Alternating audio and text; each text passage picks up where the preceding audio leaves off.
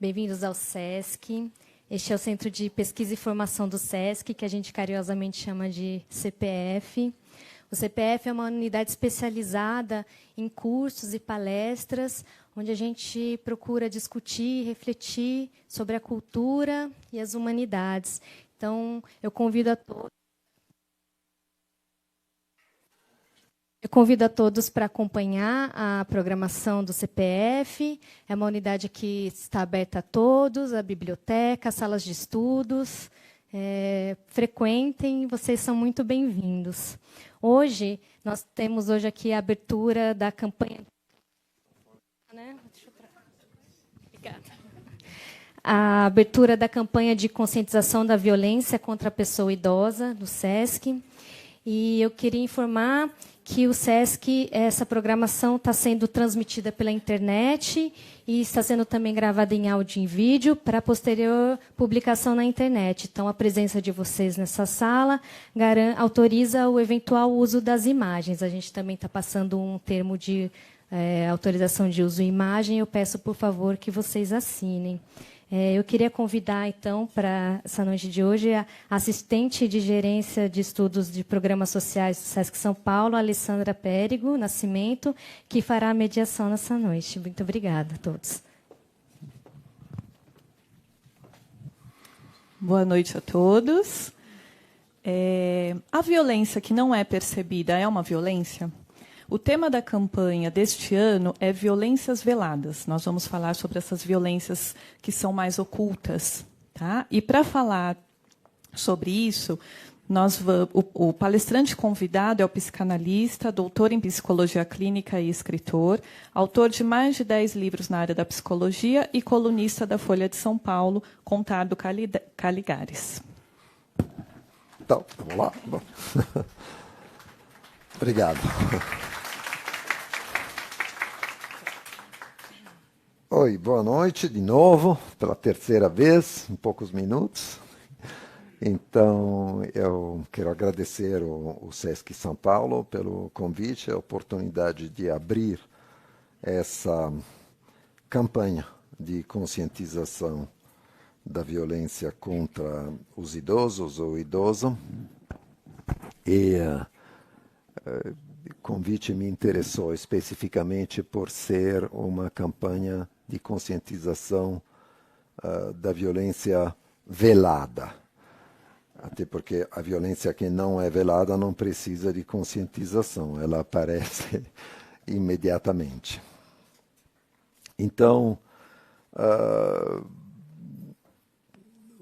vou realmente lhes dizer ao longo desse tempo que vamos passar juntos, onde, para mim, ou pelo menos aos meus olhos, reside a maior violência contra os idosos.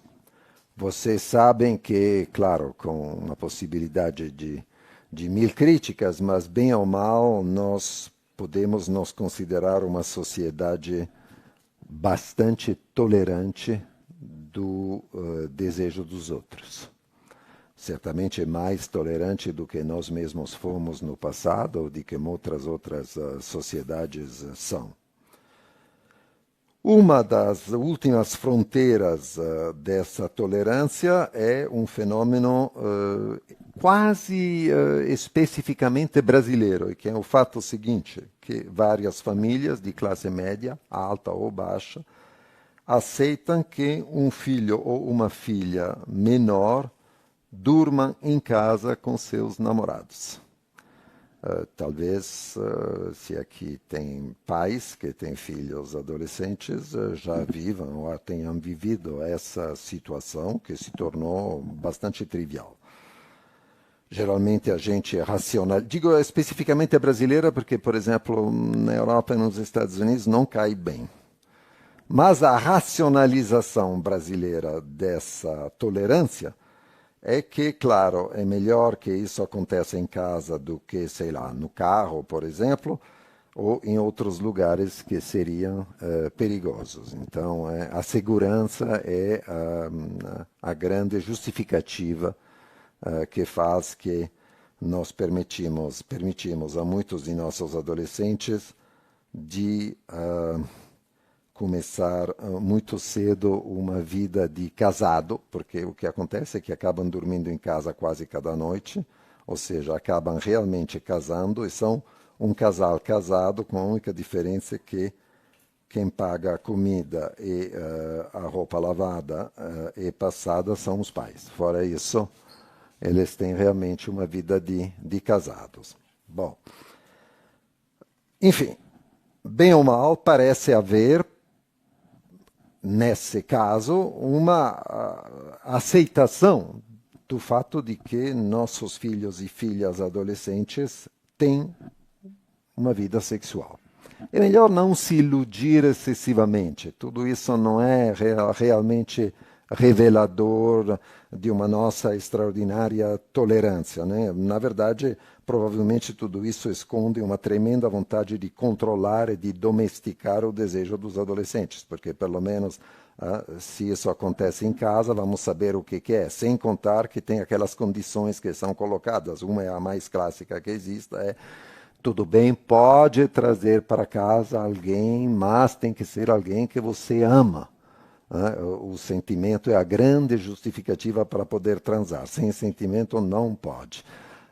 Essa justificativa existe há muito tempo, ela foi proposta às mulheres, aliás, até os anos 60, 70 do século passado, as mulheres só sentiam tesão quando amavam, sabiam disso? Não tinha tesão feminino sem amor. E ainda tem pessoas que dizem isso. Bom, mas enfim, o fato é que eu, por minha conta, não tive esse privilégio, mas eu tive uma mãe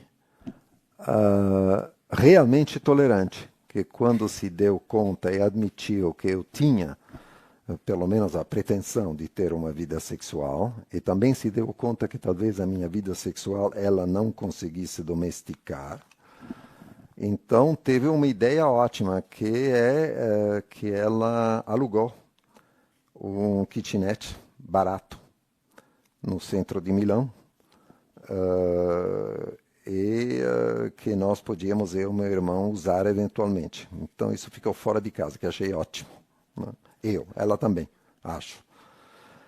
Bom, mesmo assim, o próprio fato de que, mesmo se isso, sem dúvida, é uma maneira de controlar e domesticar a sexualidade dos nossos adolescentes, de qualquer jeito, o próprio fato de que a gente tenha inventado essa maneira de controlar a sexualidade do adolescente prova que tem, de fato, uma certa tolerância, pelo menos que não tem uma negação da sexualidade adolescente. Tem uma certa aceitação da ideia de que filhos e filhas têm desejos próprios, e mais do que isso, que eles estão vivendo, não estão apenas esperando o dia em que começarão a viver, né? Porque com os adolescentes nós temos sempre essa ideia, eles estão esperando, amadurecendo. Aí.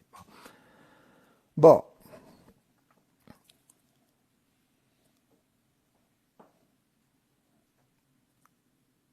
hoje, com esse exemplo, é a ideia de filhos e filhas adolescentes que têm uma sexualidade. Se a gente tivesse que refazer uma história desse ponto de vista, ou do ponto de vista da nossa tolerância ao desejo dos outros, se tivéssemos que fazer uma história do século XX, eu diria que no começo do século XX começamos a admitir que as crianças tivessem uma sexualidade. Foi uma das razões pelas quais a psicanálise foi detestada nas 2 ou 3 primeiras décadas do século XX. Depois começamos a admitir que a mulher tivesse desejo sexual, por isso também a psicanálise foi detestada, mas não só ela. Depois foi o caso do feminismo, do grande feminismo, eu digo grande porque foi o feminismo inicial dos anos 50 e 60. Então, a partir dos anos 60, 70, parece que as mulheres têm desejo, e a partir dessa data também começamos a admitir que pudessem ter desejos um pouco diferentes dos desejos da maioria. Agora, essa tolerância, será que... Bom, vou ir direto e lhes colocar uma pergunta. Imaginemos um caso muito frequente. Um dos seus pais ou um dos seus sogros, de mais ou menos 70, 75 anos, imaginemos que ele ou ela seja viúvo ou viúva, separado, separada, divorciado, divorciada, o que é a verdade provavelmente de mais do que 50% dos idosos. Imaginemos que essa mãe, esse pai, essa sogra ou esse sogro tenham uma aposentadoria que não é bem tudo o que eles esperavam. E você decide, junto com seu esposo ou sua esposa, ou enfim, a pessoa com quem você vive e com quem você cria seus filhos, vocês decidem que o sogro ou a sogra, ou a sua mãe ou seu pai, poderiam morar com vocês. No fundo, seria uma economia para todos, porque sogro, sogra ou quem for dos seus pais são ativos, estão bem, eles, sem dúvida, ajudariam bastante com as crianças. As crianças, aliás, adoram eles, acham eles super legais. Então, por que não? Ele terá o seu quarto, ou ela, que seja, seu banheiro, sua televisão, seus livros. Ela vai poupar ou ele vai poupar um aluguel, então faz uma diferença substancial. Pode até, talvez, contribuir aos gastos da casa. E, sem dúvida, ela não vai, ou ele não vai, sofrer de solidão. Digo isso porque os adultos, entre aspas, sempre têm essa preocupação, que os velhos sofreriam de solidão. Esse é um capítulo à parte. E claro, você, então, teria alguém para cuidar das crianças, que também seria muito bom para o idoso em questão. Bom, imaginemos, então, que isso aconteça. O idoso ou a idosa estão instalados na sua casa. Agora pense bem, você aceita que seus filhos levem namorados e namoradas para casa, mas caso seu pai ou sua mãe, seu sogro ou sua sogra, divorciados, separados ou viúvos, morem com você, você topa que eles tragam uma amante para casa e para a cama? Vocês encaram aquele velho ou aquela velha desconhecidos na mesa do café da manhã? Na grandíssima maioria dos casos, não. Vocês não vão topar. O desejo sexual do idoso é quase sempre obsceno, nojento. Aliás, tem expressões que são quase holofrases, né? Quer dizer, duas palavras que ficam sempre velho tarado. Né? Você pergunta qual é a palavra que vem depois, é essa, é velho tarado. O desejo sexual do idoso parece sempre fora do lugar, uma aberração fora do seu tempo. Se, aliás, precisar de uma prova, é que mesmo o amor entre idosos, digo o amor, não o sexo, quando é tolerado tolerado porque é fofo. Que é um insulto incrível, né? Um paciente meu, que tinha na época, acho, 80, casou com uma mulher que tinha uma idade muito próxima da dele, 78 ou 77, e decidiram sair de cruzeiro.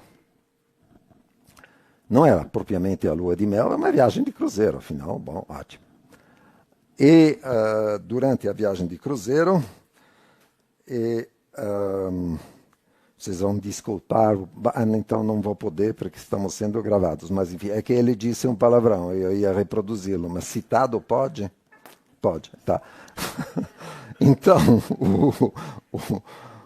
eles sentaram numa mesa, vocês sabem como é que são os cruzeiros, você senta na mesa com pessoas desconhecidas, assim, meio que ao acaso, com outro casal, um casal de adultos, os quais...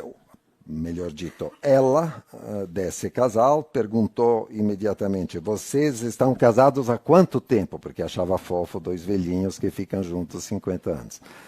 E aí ele respondeu, não, a gente casou 1 ano e meio atrás.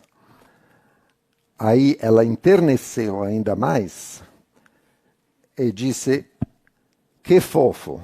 E meu paciente disse, fofo é o... Sabem o que, né? Bom. Porque achou que aquilo era uma agressão incrível, né?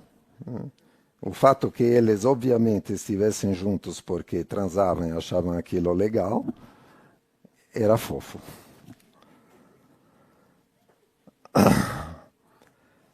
Produzimos sobre o desejo sexual dos idosos uma extraordinária quantidade de justificativas médicas para não reconhecer que existem. E tem mitos fisiológicos sobre as consequências hormonais do envelhecimento, a falta de testosterona ou de estradiol, tanto faz, mas realmente tem mitos médicos sobre o declínio inelutável da vida sexual dos idosos. Mais interessante ainda, sem nem entrar no mérito da quantidade de teorias que são produzidas e alimentadas sobre esse tema, que demonstram nossa capacidade, nossa vontade de afastar essa obscenidade que seria a sexualidade dos idosos, de afastá-la de nós. O mais interessante são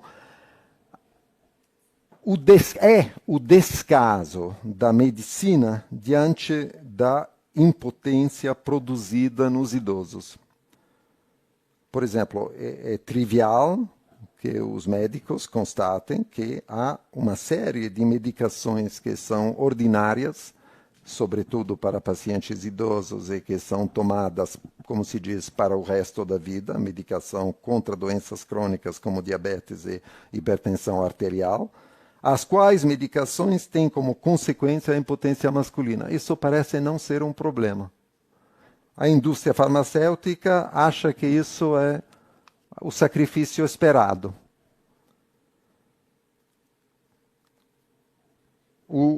A minimização do desejo sexual do idoso faz que o médico, em média, se atreve a propor uma medicação que o torna impotente, como se esse efeito secundário não fosse relevante na velhice. A mesma coisa poderia ser dito das prostectomias, por exemplo, na terapia hormonal dos tumores de próstata. É como se o urologista não conseguisse nem quisesse imaginar que para um idoso continuar com a vida sexual possa valer o encurtamento da vida. Acharia normal dizer a alguém aos 70 anos, você quer ter a chance de viver 4 anos a mais ou quer ser impotente durante mais 9 anos? Em vez de viver 5, eu acho que essa é uma escolha honesta. E que só que o médico, o urologista médio, acha que não é, porque de qualquer forma, o que a vida sexual vai ser aos 70? Nada, não? Não é isso? A atitude diante de alguém que tivesse 40 ou 50 anos seria totalmente diferente. É totalmente diferente. A ideia é que o idoso não precisa preservar esse campo de atividade. Quando se discutem os efeitos colaterais possíveis, por exemplo, das terapias de testosterona na menopausa, é a mesma coisa. Você lê discussões se a testosterona implica uma série de perigos. É preciso considerar que, eventualmente, ela diminui a irritabilidade, diminui os calores repentinos, há mulheres que sofrem muito com isso, Mas ninguém fala que a testosterona permite a continuação do desejo da vida sexual para essas mulheres, e que talvez isso seja muito mais importante do que diminuir a irritabilidade e os calores repentinos. Os médicos, a medicina em geral, em matéria de desejo, espera do idoso a resignação, porque a medicina não associa a idade avançada à vida sexual. Agora, não vale nem a pena citar a inúmeras pesquisas sociológicas que nos dizem que na dita terceira idade a atividade sexual é muito intensa. Por exemplo, sei lá, tem pesquisas que dizem, mais de uma, dizem que 20% das pessoas, homens ou mulheres, acima de 65 anos, acha que a vida sexual deles depois dos 65 é a melhor que já tiveram. Tem outras pesquisas que mostram que um dos lugares onde as doenças sexualmente transmissíveis mais proliferam são os asilos. Que é uma boa razão para pensar que talvez seja melhor ir para um asilo do que ficar na casa de seu filho. Mesmo que a comida não seja lá grande coisa. Na verdade, é engraçado, voltando a essa consideração de que, claro que nunca vai ser posto de maneira direta, né? Nenhum idoso vai dizer, será que eu posso trazer, será que eu posso, o que eu posso dizer, corromper a santidade do lar trazendo uma amante ou uma amante para a casa.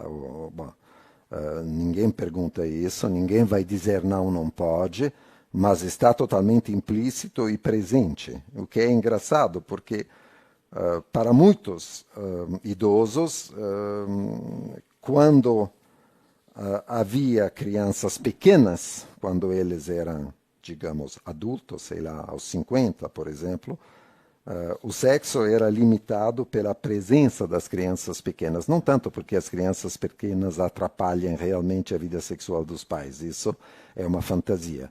Não, mas porque, de fato, as crianças pequenas fazem que os pais se considerem e se vivam como um pai e uma mãe mais do que dois amantes. E isso certamente estraga a vida sexual. Mas aí, quando o cara finalmente fica velho, então, de novo, são os filhos que impedem a possibilidade da vida sexual. Se vocês leram esse breve romance que eu acho muito bom, que se chama Nossas Noites, esqueci o nome. Mas não é Alzheimer ainda, não. É um americano. Bom, tudo bem. Nossas Noites, publicado, acho, pela Companhia das Letras. É um romance bem breve, de 110 páginas. É uma história muito interessante entre dois idosos, onde justamente o filho dela, que é um garotão de 40 anos, e se intromete para que essa relação que o escandaliza pare. Enfim.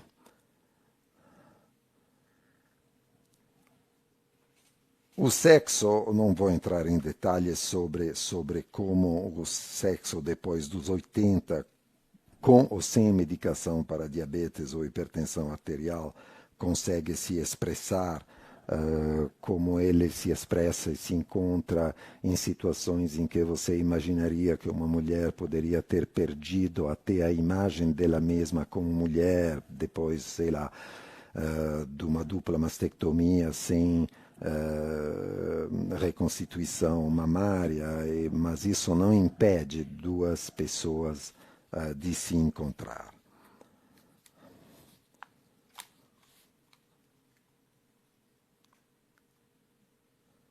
Então, os filhos são um pouco os grandes culpados dessa história, né? Porque quando eram pequenos eles transformaram os pais em pai e mãe e, portanto, os afastaram do próprio desejo sexual deles. Aliás, muito frequentemente, por causa dessa separação que eles produzem, eles são quem induz o casal a se separar e, finalmente, quando os pais são velhos, estão lá esperando para proibir que os pais tenham um parceiro diferente. No fim da vida. Ou seja, os pais se presume que os pais se abstenham de uma sexualidade que envergonha os filhos.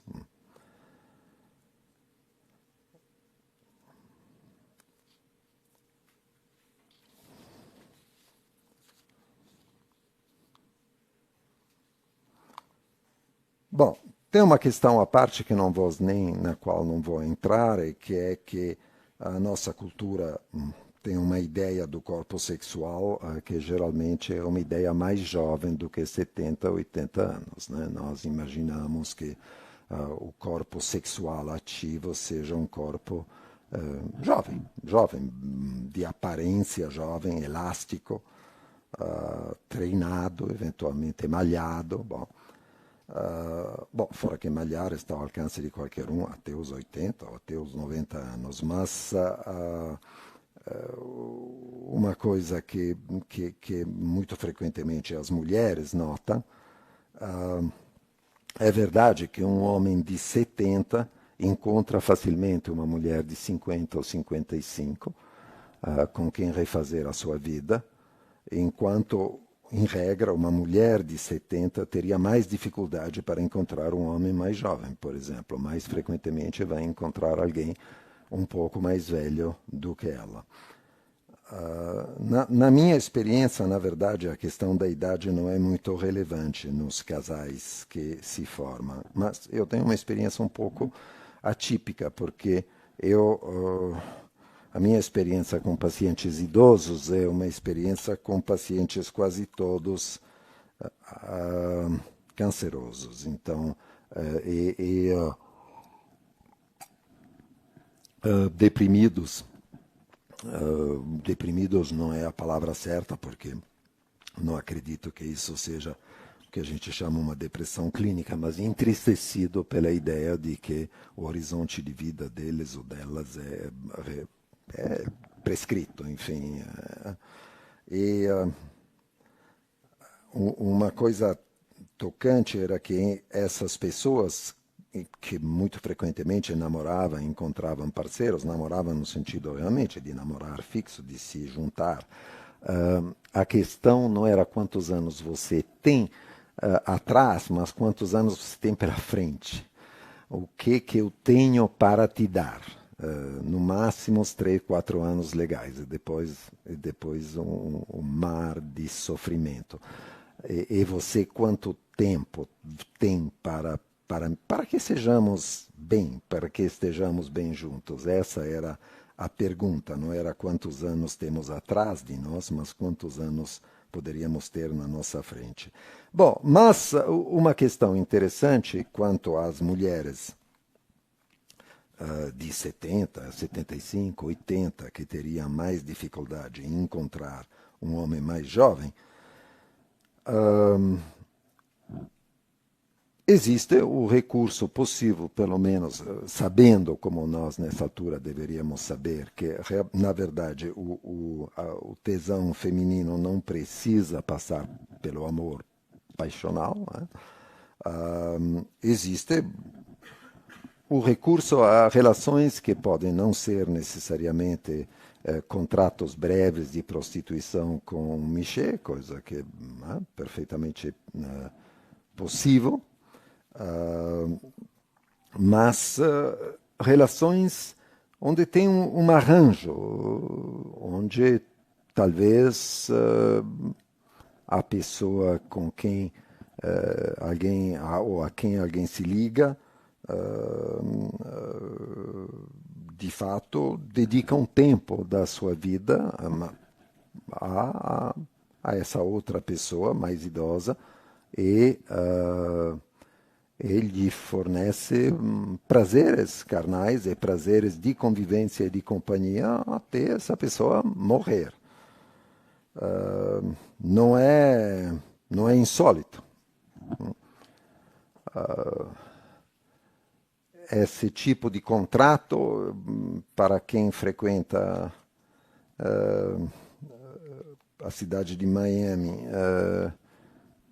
por outras razões do que visitas à Disneylândia, tem um outro tipo de Disneylândia na Flórida, que é o lugar onde tem uma extraordinária concentração de pessoas idosas, homens e mulheres, porque para onde um grande número de americanos, a Flórida e o Nevada, vão passar sua aposentadoria por uma razão que não é nada a ver com o clima, tem a ver com o fato de que os impostos estaduais são muito menores do que, sei lá, em Nova York, por exemplo.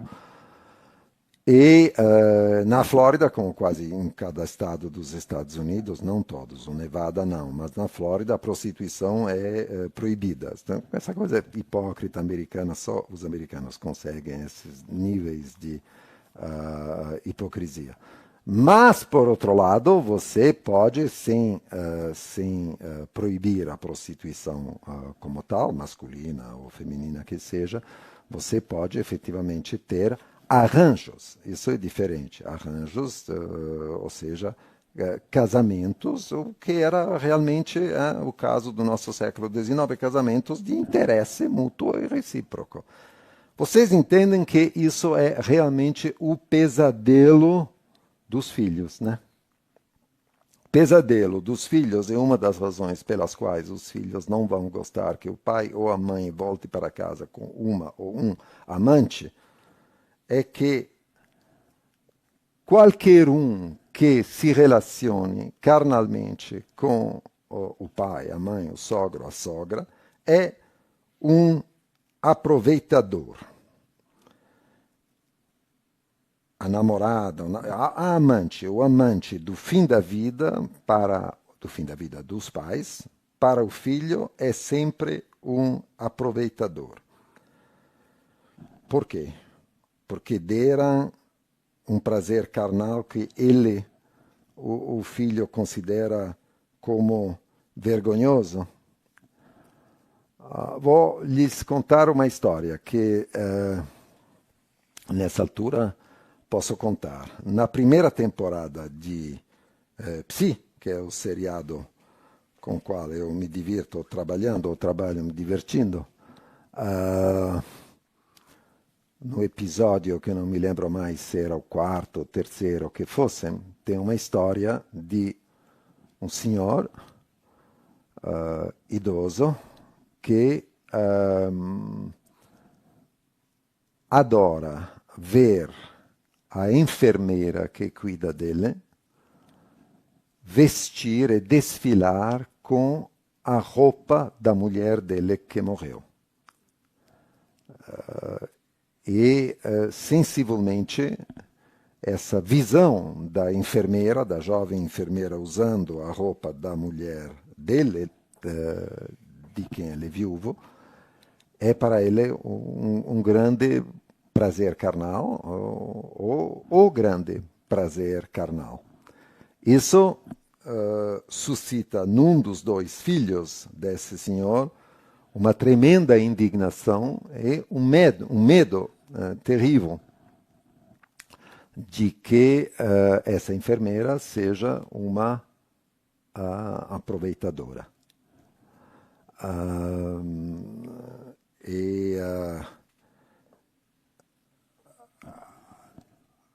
A história é diretamente tirada de minha própria história. Não porque eu tivesse uma enfermeira ou fosse viúvo de alguém de quem essa enfermeira... Não, é uma história do meu pai, que viveu poucos meses mais do que a minha mãe, e durante esses poucos meses pedia que a enfermeira usasse a roupa da minha mãe e fantasiava com isso. Talvez, acho, ele se masturbasse também vendo ela desfilar e até organizando a roupa que ela usaria. O meu irmão, que é o irmão que fica muito preocupado com isso, ficou realmente muito preocupado. Sobretudo quando o meu pai, pouco antes de morrer, pediu que chamássemos o advogado porque queria fazer uma revisão testamentária. Coisa que eu achei hilário. E meu irmão não achou nada hilário. Mas não teve como, porque o meu pai, sem dúvida, sofria de muitas coisas, mas não tinha nenhuma forma de demência que pudesse ser invocada para declará-lo incapaz. Descobrimos, quando ele morreu, que ele tinha deixado um dinheiro para essa jovem enfermeira, que era, tudo bem, não sei, o equivalente devia ser na época de 20, 30 mil dólares, uma coisa desse tipo. Que eu achei ótimo, achei muito, muito merecido. Achei muito merecido, ela tinha tido a habilidade de fazer isso, o carinho também de fazer isso com esse velho sozinho. E realmente não via porque o meu pai não lhe daria 20 ou 30 mil dólares que fosse. Meu irmão realmente custou para digerir e considerou a possibilidade de impugnar isso, levando como causa essa coisa, né? Porque tem sempre essa possibilidade, depois que o cara morre, pode dizer, mas estava muito velho, esse tipo de doação depois de uma certa idade. Depois de uma certa idade, o quê? Será que os aproveitadores nessa história são, então, esses últimos acompanhantes dos nossos pais? Ou os verdadeiros aproveitadores seriam os filhos? Por que os filhos seriam menos aproveitadores na vontade que os pais, digamos assim, se comportem e não acabem com as reservas? Eu sempre achei que o direito à herança é um direito bizarro. Então, por que... por sorte, meu filho não está aqui, mas... Bom, são questões boas todas para entender a coisas para a qual queria chamar especialmente a atenção de vocês hoje, quando a gente considera nossa relação com o desejo dos idosos, e não falando apenas do desejo sexual, é que estamos falando sempre, quando falamos da dificuldade de aceitar esse desejo, estamos falando sempre de uma coisa muito mais radical. Vocês sabem que nós, humanos, somos, sem dúvida, os mais prematuros dos mamíferos. A maioria, todos os outros mamíferos saem do útero materno e depois de poucas semanas estão, em certos casos, depois de poucas horas, estão em pé, capazes de se alimentar e depois de poucas semanas vão pelo vasto mundo. Nós somos realmente prematuros. Para vingar, precisamos de anos e anos de dependência, ou seja, precisamos sermos criados num núcleo familiar. Isso pode ser que isso contribua a nossa, sei lá, o desenvolvimento do nosso córtex pré-frontal, a inibição de nossos impulsos e caramba que seja. Então, talvez seja por isso que escrevemos a Divina Comédia e os cangurus não escreveram, é inegável. Ou sem escrever numa língua que nós não sabemos. Mas, por outro lado, isso faz que durante anos se cria uma mistura estranha de afetos fundamentais e contraditórios, que são prazer, desamparo, gratidão, ódio, frustração, gratificação. E esta mistura é o que faz que realmente o nosso destino normal é a neurose infantil e a sua continuação na idade adulta. Ser normal para um ser humano significa ter sido moldado por um complexo familiar de afetos que sempre vai se repetir ao longo da sua vida, e que vai dominar a sua vida, da qual ele vai se desfazer com a maior dificuldade possível. Entre essas paixões, esses afetos da nossa infância, e que estão conosco para sempre, é necessário contabilizar a vingança.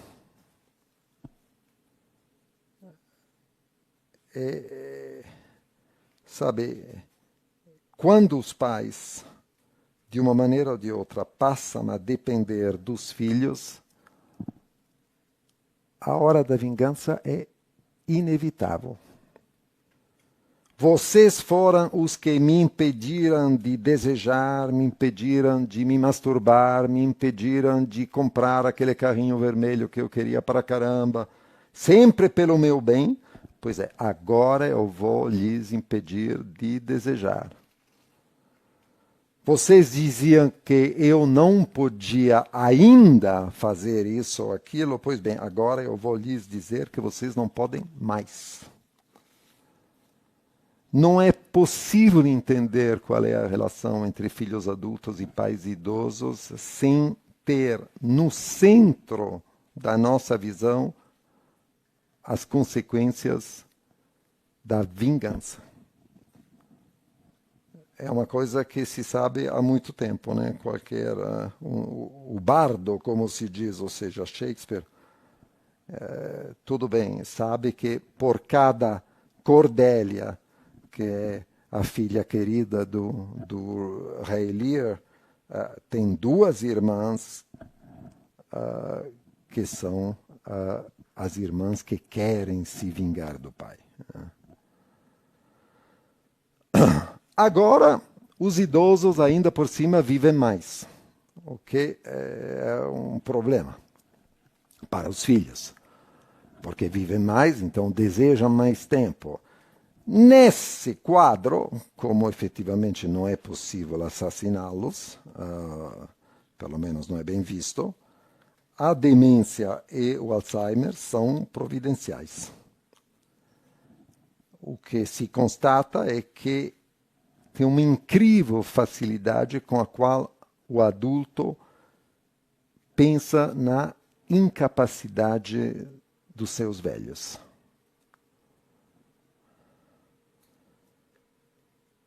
Os velhos são tão incapazes quanto eles eram considerados incapazes quando eram crianças.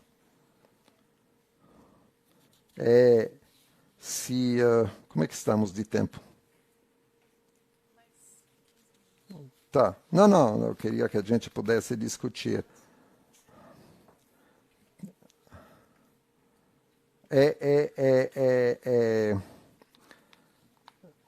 Bom, tinha um exemplo muito específico, mas eventualmente vou tratar dele quando a gente conversar.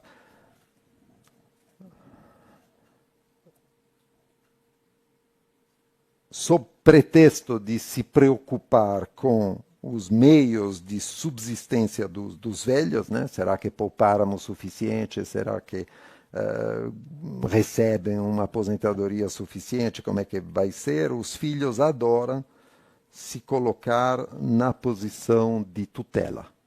Adoram pedir uma curatela jurídica ou exercer uma curatela de fato, que é quase sempre abusiva, apesar da cautela do judiciário diante da curatela. Por que digo quase sempre abusiva? Porque cada vez que eu ouço falar disso, tanto por pessoas que estão na posição de filhos, me explicando que seus pais precisam de uma intervenção jurídica que lhes impeça de administrar seus próprios bens, ou do lado dos idosos que se sentem acusados de alguma forma de serem incapazes. O que é engraçado é que geralmente o que os filhos dizem que seriam as razões pelas quais os pais precisam de uma curatela jurídica, tipo, ele gasta loucamente, faz isso, faz aquilo, nunca é mais bizarro do que a maneira de gastar dos próprios filhos. Nunca é. Ao contrário. E, em muitos casos, os arranjos financeiros produzidos por uma curatela jurídica ou oficiosa configuram uma verdadeira exploração financeira dos velhos. É aquela coisa completamente simpática, tipo, sabe? Então, o meu pai mora com a gente, tá? Então ele não paga aluguel. Em compensação, claro, ele na verdade trabalha de babysitter 26 horas por semana, mas enfim, mas isso ele adora, né? Bom, então isso não é trabalho. Agora, a gente vai comprar um apartamento novo. A gente não tem dinheiro para fazer um empréstimo, mas se nós fizermos um empréstimo consignando a aposentadoria dele, aí a gente obtém no banco, né? Porque empréstimo consignado, aí sai. E afinal não é um problema, porque ele mesmo está morando aqui, né? Então, ele só está nos facilitando o empréstimo. Ninguém vai pegar esse dinheiro, salvo o banco que vai pegar a cada mês. E você cria situações de verdadeira exploração de um idoso, que ainda por cima, nessa situação em que a aposentadoria dele está pagando a casa nova para todo mundo, não pode nem trazer uma puta para casa. Eu acho isso péssimo. Em suma, a violência física, a tentativa explícita de se apoderar dos bens do idoso antes que morra, ou, por exemplo, controlando o seu legado testamentário, isso é a ponta de um iceberg. Porque é a violência constatável, é a violência contra a qual o judiciário tem pelo menos meios de agir. Mas a verdadeira violência extrema contra o idoso está em lhe negar a possibilidade de desejar não só sexualmente, mas de desejar, de ter plano de vida, projetos de vida, vontade de fazer coisas, né? E nessa possibilidade de negar o desejo do idoso, é sempre possível, digo bem, sempre possível, enxergar o prazer dos filhos em regular a vida de quem regulou a vida deles no passado. Ou seja, é sempre possível enxergar a vingança. Uma nota otimista para terminar é que os idosos que estão chegando agora em massa e que vão transformar, provavelmente, ou já estão transformando os dados numéricos do envelhecimento, são, como se diz nos Estados Unidos, baby boomers. Ou seja, são pessoas que tiveram 20 anos em 1968. Se presume que essa massa de idosos seja politicamente mais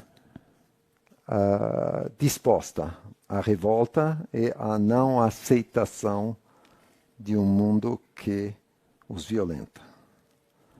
Essa, na verdade, é a única esperança, porque do lado dos filhos não vai mudar. Era isso. Obrigado.